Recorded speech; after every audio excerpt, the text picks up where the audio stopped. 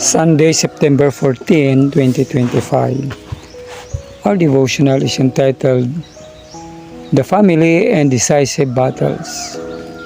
In Daniel 1 verse 8, Daniel purposed in his heart that he should not defile himself with a portion of the king's delicacies, nor with the wine which he drank.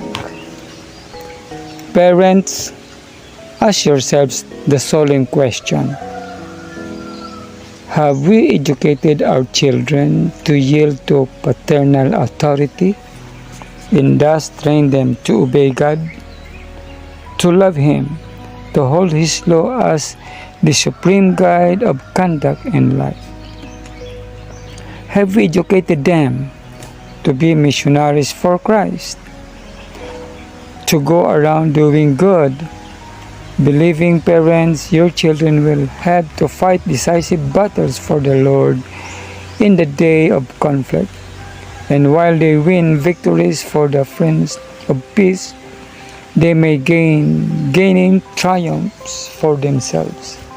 But if they have not been brought up in the fear of the Lord, if they have no knowledge of Christ, no connection with heaven, they will have no moral powers, and they will yield to earthly potentates who have assumed to exalt themselves above the God of heaven in establishing the spurious Sabbath to take the place of the Sabbath of Jehovah.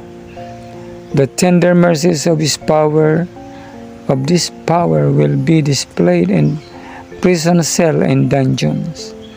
Already preparations are advancing.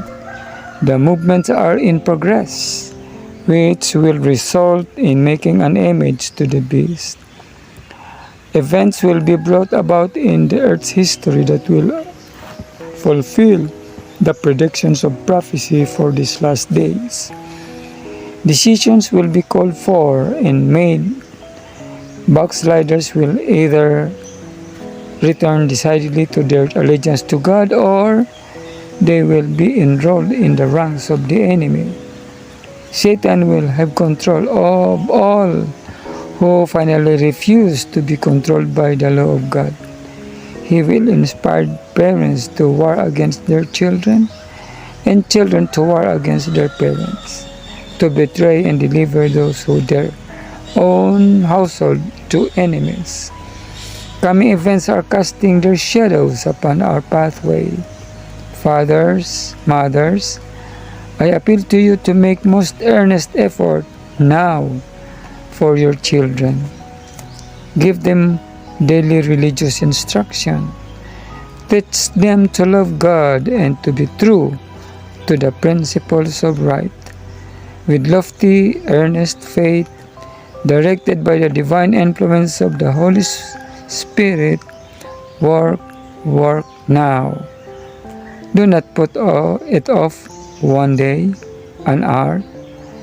Teach your children that the heart must be trained to self-control and self-denial. The motives of the life must be in harmony with the law of God.